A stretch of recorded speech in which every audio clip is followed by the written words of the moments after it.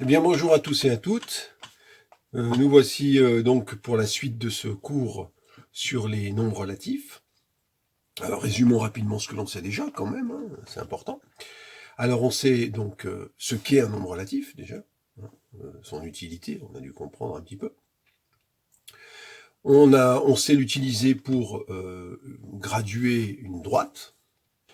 On sait aussi l'utiliser pour en faire un repère, pour se repérer dans le plan, hein, avec deux droites perpendiculaires. Et donc, on sait comment fonctionne le système de coordonnées, hein, maintenant pour le plan en entier. On sait ajouter de nombres relatifs. On sait ajouter même plus de nombres relatifs, on l'a fait. Et on a appris aussi à soustraire de nombres relatifs. Alors pour ça, on est arrivé à la conclusion que soustraire, c'était ajouter l'opposé. Et on passait par l'addition. Et en passant par l'addition, on est capable de soustraire de nombres relatifs. Bah, c'est déjà pas trop mal. Pour la suite, vous avez donc récupéré, maintenant vous avez l'habitude, la fiche que je vous ai donnée en pièce jointe avec cette vidéo. Et on va regarder ensemble ce que l'on peut apprendre de plus. Alors, pour réaliser une soustraction, on peut, d'après ce que l'on a vu au paragraphe précédent, passer par une addition. C'est ce que je viens de vous rappeler. Donc, pour réaliser plus 3 moins plus 5, bon, ben, on peut par exemple se rappeler que soustraire plus 5, c'est ajouter son opposé. Et donc, c'est plus 3 plus moins 5. Alors, on va l'écrire ici.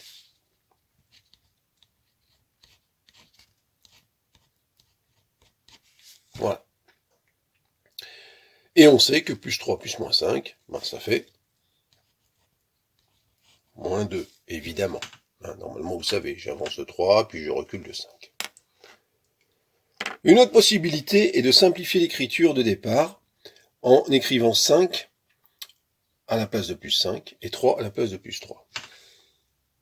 Alors pour cela, ben, je vous renvoie au début du chapitre sur les additions. Quand on a vu qu'on pouvait simplifier quand même certaines écritures, on savait qu'un nom positif, son signe plus est facultatif. Donc on peut très bien ne pas l'écrire. Donc ça veut dire que mon plus 3 moins plus 5, je peux l'écrire 3 moins 5. C'est ce qui est déjà écrit. Bien sûr, ça fait moins 2 aussi. Hein, puisque c'est la même chose qu'au-dessus. Alors je vais l'écrire tout de suite, moins 2, je l'écris, hein, vous pouvez l'écrire aussi. Voilà, 3 moins 5, ça fait moins 2. Et je vais marquer, c'est ce qui est nettement plus simple. Donc si on résume la situation, en dessous, hein, vous avez plus 3 moins plus 5 ou plus 3 plus moins 5, bah ça fait 3 moins 5. Voilà. Et ça fait moins 2. Alors, voilà, hein, ça donne ceci, bien sûr. Là, ça fait moins 2. Et les deux calculs qui sont là, on peut passer de l'un à l'autre très facilement, puisque là, on ajoute l'opposé, hein, bien sûr. Ils donnent tous les deux 3 moins 5, et ils donnent tous les deux moins 2. Alors le fait que 3 moins 5 fasse moins 2, c'est finalement assez naturel. Il suffit d'y réfléchir un tout petit peu. On se dit que 3 moins 2, ça fait 1. 3 moins 3, ça fait 0. Et si je fais 3 moins quelque chose de plus grand que 3, si j'enlève à 3 quelque chose qui lui est plus grand, ben, je vais descendre dans les négatifs. Alors, on est bien d'accord que cette situation n'est pas toujours possible. Si je possède 3 bonbons et que je veux en enlever 4, je ne peux pas, évidemment. Hein. Mais il y a des situations où ça a un sens de faire ça. Par exemple, sur un compte en banque. Si vous avez 3 € et que vous en dépensez 5, vous vous retrouvez à moins 2 sur le compte, évidemment. Si la température est de 3 degrés et elle baisse de 5, ben, on se retrouve à moins 2 degrés. Voilà. Donc, on peut intuitivement assez bien comprendre pourquoi ce 3 moins 5 fait moins 2. Et donc, on gagne du temps quand même dans le calcul en écrivant directement 3 moins 5. Voilà. La proposition suivante, c'est d'étudier moins 5 moins plus 3. Bon, là aussi, on peut faire comme précédemment. C'est-à-dire que soustraire plus 3, bah, c'est ajouter moins 3. Hein, donc on va l'écrire tout de suite.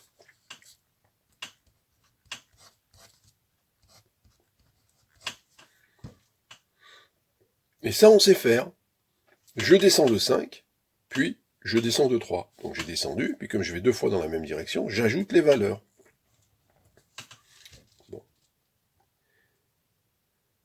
Mais, comme précédemment, on peut essayer de simplifier un peu les écritures. Alors qu'est-ce qu'on peut simplifier? Eh bien, évidemment, les parenthèses ici ne sont pas indispensables. On peut très bien écrire moins 5 comme ça. Je vous rappelle que je vous avais expliqué que les parenthèses qui sont là sont juste là pour éviter qu'il y ait deux signes d'affilée. Et pour peut-être la clarté, qu'on voit bien qu'on a affaire au nombre moins 5, pardon, et au nombre plus 3. Et puis là, on peut ignorer le plus du 3. Ce qui fait que moins 3, je vais y arriver, moins 5 moins plus 3, c'est la même chose que moins 5 moins 3. Je vous le laisse pour vous convaincre un petit peu. Toutes ces parenthèses ne servent à rien, ce plus ne sert à rien, donc ces parenthèses n'ont plus de fonction, et on se retrouve à moins 5 moins 3. Donc ce calcul et celui-là donnent le même résultat. Et donc ça donne moins 8, évidemment. Voilà.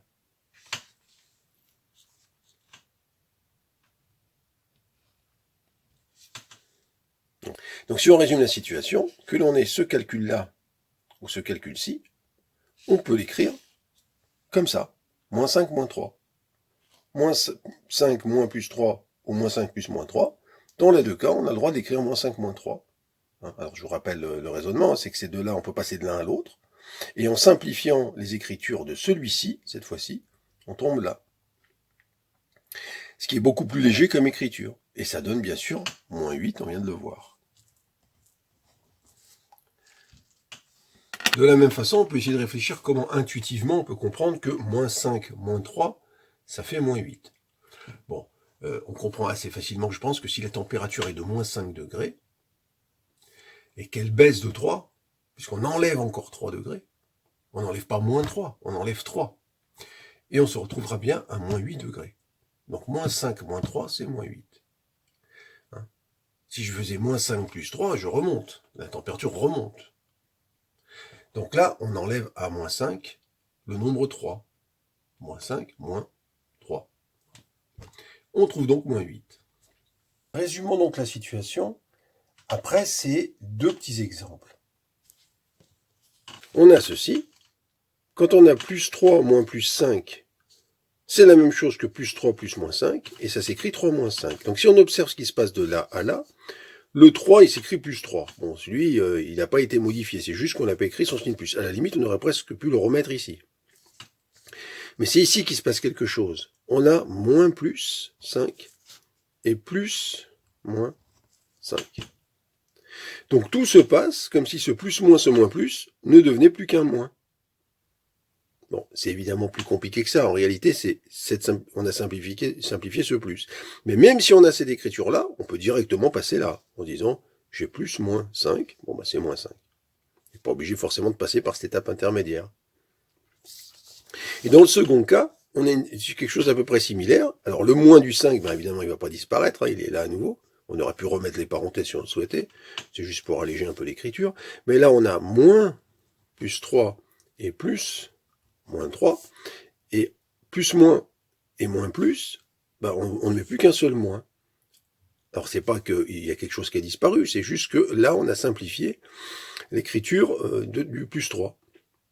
Mais on peut le faire à partir d'ici. Pourquoi pas plus moins 3, on peut l'écrire directement moins 3, puisqu'on peut le faire. Puisqu'on peut passer par là et aller là. Donc maintenant on peut passer peut-être directement d'ici à ici. Tout se passe donc comme si, quand on avait moins plus ou plus moins dans ce type de calcul, qui n'est pas de parenthèse de priorité ou quoi que ce soit de compliqué, qui est juste une soustraction et une addition, on peut apparemment mettre plus qu'un moins à la place. Alors la vérité, vous l'avez, mais on pourrait presque résumer ça comme cette recette-là. Moins plus, plus moins qui se suivent, je mets moins.